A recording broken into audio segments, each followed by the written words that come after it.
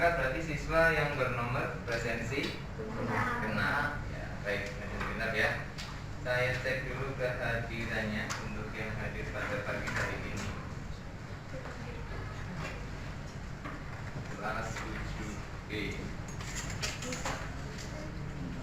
Alif hadir. Aurin hadir. Baik Haki hadir. Dafa hadir. Erasmus hadir. Gina, Kiara, Aris. Oh, sakit tadi ya? Ada terang nggak? Nggak ada. Baik. Fikri, Raihan, hadir. Zaki, Nabil, Puri, Atta, Raipan, Tommy. Dari izin ya mendampingi ibunya yang sakit. Baik anak sekalian, alhamdulillah kita hari ini bertemu kembali dalam pembelajaran PAI di Pekerti. Hari ini kita laksanakan di ruang laboratorium komputer. Ya, setelah pada pertemuan beberapa yang lalu kita mempelajari materi mulai dari apa? Materi yang masih ingat? Materi dari semester 1? Asmaul Husna. Kemudian perilaku jujur. Yang terakhir? Yang kemarin pas PTS? Iya, tata-tata bersuci. 3 materi sudah kita lalui. Kali ini kita akan masuk pada materi yang baru. Ya. Materi yang baru apa? Apakah ada yang sempat membaca tadi malam? Membaca judul bukunya Pak? Atau membaca judul halamannya? Ya, minimal sudah buka-buka buku ya. Minimal sudah buka-buka buku apa-apa. Ya.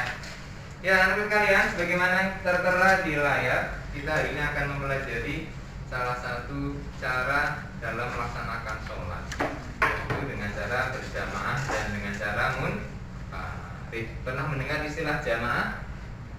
Pernah, iya. Sering sholat berjamaah? Sering, iya. Alhamdulillah. Kalau munfarid pernah mendengar istilah munfarid? Pernah, iya. Ada yang mau mencoba menjelaskan apa itu sholat munfarid? Yang lain, apa itu sholat munfarid? Sholat ya? Sendiri. Sholat yang dilakukan secara sendirian. Kalau sholat berjamaah? Sholat yang dilakukan bareng-bareng, bersama-sama. Terus? Yang paling inti apanya?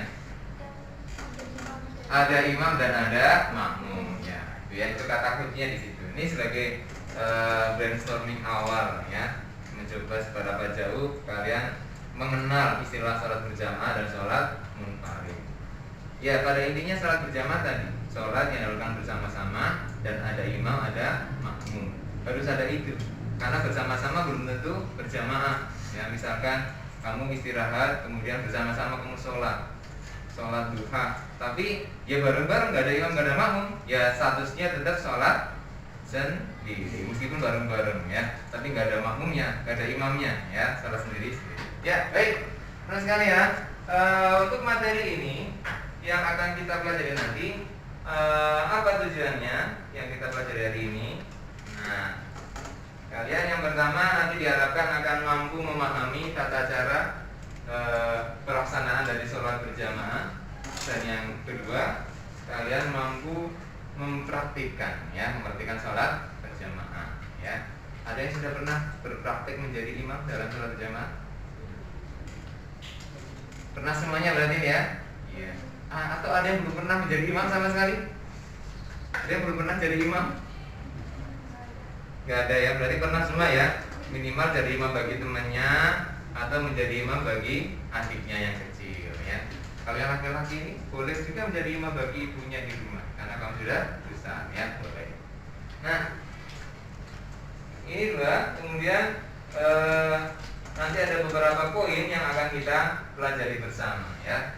Yang pertama, nanti kita akan cari tahu bersama-sama apa itu pengertian sholat berjamaah beserta dalilnya dan juga keutamaannya. Kemudian yang kedua, setelah kita mengetahui keutamaan sholat berjamaah, kita akan belajar bersama ini apa itu syarat-syarat sholat berjamaah. Karena ada syaratnya untuk bisa dikatakan sholat itu berjamaah, ada syaratnya. Kemudian yang ketiga, bagaimana nanti ketentuan sholat berjamaah? Ada imam, syaratnya apa? Makmum, syaratnya seperti apa? Kalau ada makmum terlambat, baru seperti apa? Gitu kan? Kemudian kalau baris dalam jamaah seperti apa? Kalau orangnya 2 bagaimana? Orangnya 3 bagaimana? Orangnya 5 bagaimana? Kan perlu diatur ya, perlu diatur.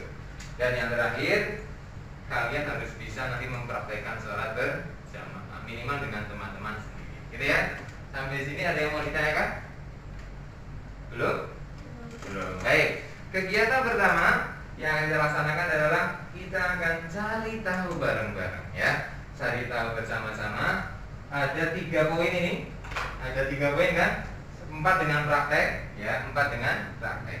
Maka pas. Ini ada 3 kelompok ya. 1, 2 dan 3.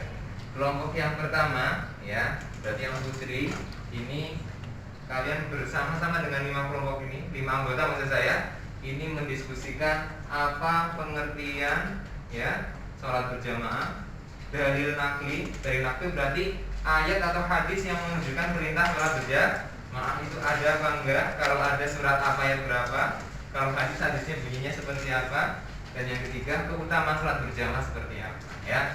Ada 5 anggota, silakan salah satu membagi tugasnya biar cepat selesai. Kelompok yang kedua, berarti kalian mencari tahu syarat sholat berjamaah ya. Syarat sholat berjamaah silakan dibagi. Kelompok keduanya ini, mohon maaf, kelompok keduanya sini ya. Syarat sholat berjamaah, 4 orang silakan dicari syaratnya apa. Nanti harus siap memberikan penjelasan. Kelompok yang ketiga ini, ketentuan sholat berjamaah, syaratnya menjadi imam apa, syaratnya menjadi makmum seperti apa, dan cara pengaturan shofnya seperti apa. Silakan dibagi, kalian mencari dalam waktu nggak usah lama-lama ya, kurang lebih sekitar 5 sampai 7 menit. Itu. Ada pertanyaan? Silakan. Boleh lihat, boleh cari-cari di referensi juga. Boleh. Yes. Ya, jadi untuk memperkaya wawasan kalian, selain buku yang kalian bawa, ya kalian juga boleh menambah wawasan kalau dirasa kurang dengan penerusan aja di dunia maya ya, ke internet atau apa, tapi tolong nanti arahkan kepada situs-situs yang bisa dipertanggungjawabkan gitu ya. Bisa dipahami? Bisa. Oke, silakan. Nanti akan saya beri kertas lembar kerja untuk menuliskan hasil diskusi kalian. Silakan kalian berdiskusi dengan. Terima kasih ya, sudah melaksanakan diskusi bersama, dan nanti hasilnya maksimal ya. Kita akan belajar bersama tentang poin-poin sholat berjamaah. Diawali dari kelompok 1, silakan mempresentasikan hasil diskusi tentang pengertian, dalil, dan keutamaan sholat berjamaah. Nanti kelompok yang lainnya mencermati, menyimak. Boleh bertanya, boleh menguatkan, boleh menyangka. Paham ya? Silakan. Pro kontra. Oh, enggak apa-apa. Belajar harus begitu. Silakan. Ini siapa nih yang pegang? Ini nanti kamu pakai gini ya.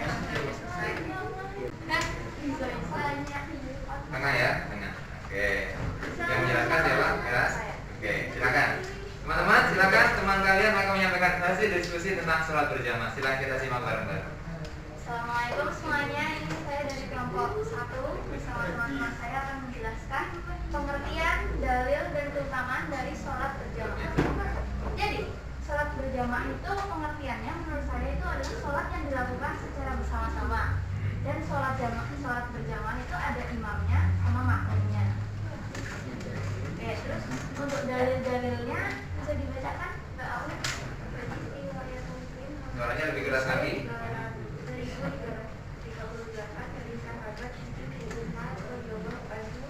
Rasulullah Shallallahu Alaihi Wasallam bersabda,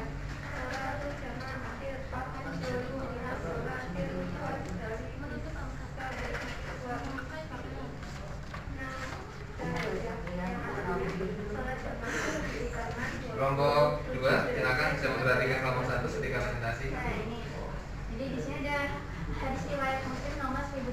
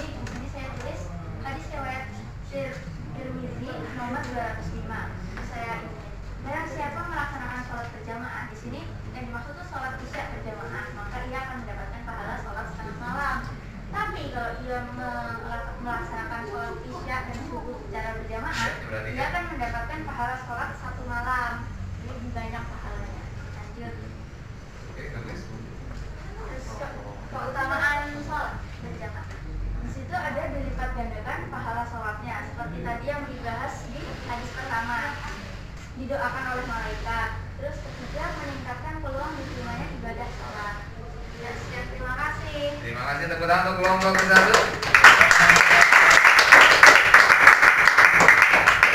Ya, dijelaskannya dengan lengkap dari mulai pengertiannya ada, dalil nakinya ada, ayatnya ada, hadisnya ada, keutamanya ada ya.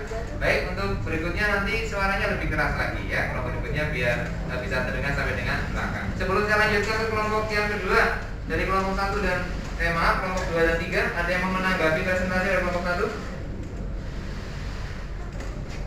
Cukup? Ya, baik. Kalau belum ada tanggapan, silakan. Berikutnya dari kelompok kedua, maju ke depan menyampaikan ketentuan tentang sholat berjamaah atau syarat ya, syarat sholat berjamaah. Silakan perwakilannya maju ke depan. Assalamualaikum warahmatullahi wabarakatuh. Waalaikumsalam warahmatullahi wabarakatuh. Ya. Kami dari kelompok kedua akan menyampaikan. Suaranya lebih keras. Ya. Kami dari kelompok 2 ingin menyampaikan hasil diskusi Silakan. ketentuan sholat berjamaah. Oke, silakan sampaikan. Pertama, paling sedikit Apa sampaikan saja. Pertama, sedikit 2 orang paling sedikit 2 orang ya. Terus menutup aurat, menutup aurat. Oke, terus itu memakai pakaian rapi dan suci. memakai pakaian rapi dan suci.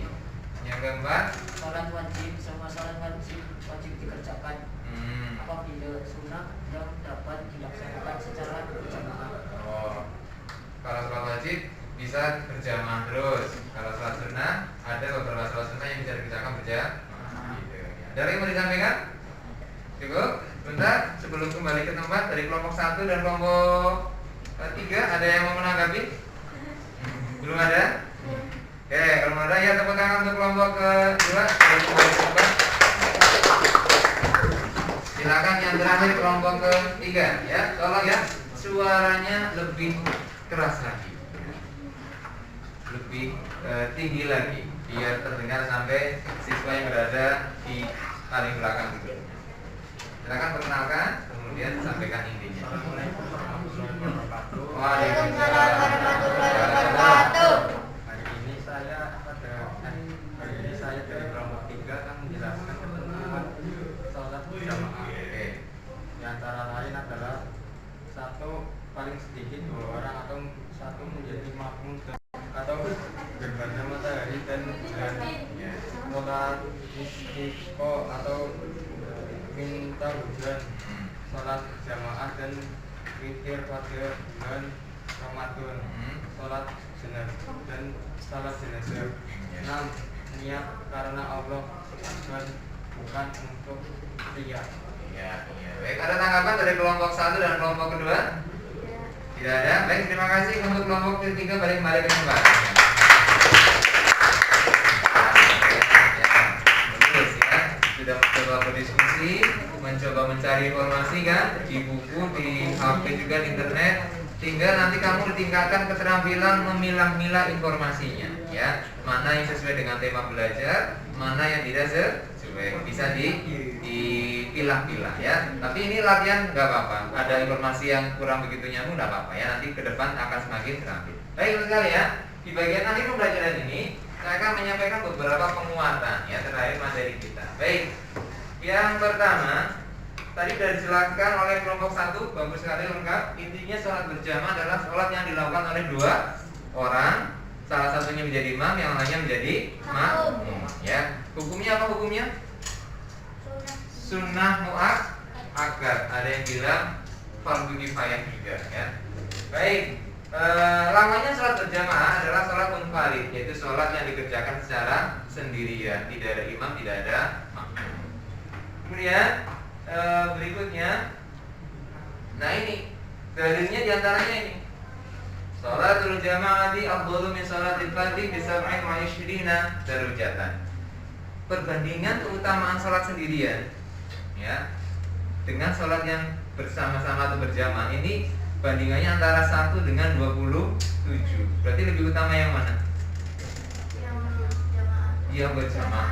Ya ibarat kamu diberi dua pilihan. Nah, mau tak kasih 1.000 atau 27.000? Orang tua bilang gitu. Kau pilih yang mana?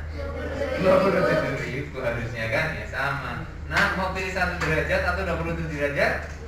27 derajat. Tapi faktanya kita masih sulit sholat berjamaah kan? Iya, lebih suka sholat sendiri. Ini sebagai koreksi buat kita juga bersama-sama ya. Kita sudah tahu utamanya, tinggal untuk melaksanakan. Itu dari segi dalilnya. Kemudian berikutnya syarat sholat berjamaah. Ya. Dalam sholat berjamaah ini ada 4 syarat yang harus dipenuhi. Yang pertama ada imamnya atau pemimpin sholat. Yang kedua ada makmumnya, orang yang ngikutin. Nah, 1, 2. Yang ketiga bisa terbaca nggak? Dikerjakan dalam satu majlis, satu tempat maksudnya. Tidak misah-misah. Misalkan kelas 7B mau sholat berjamaah ini di ruang kelas 7B, ya, gelarin karpet. Ada yang ingin makmum tapi dari ruang sebelahnya kelas 7C, bisa enggak? Nggak boleh, karena berbeda ruangan, ya. Berada dalam satu majlis, satu tempat.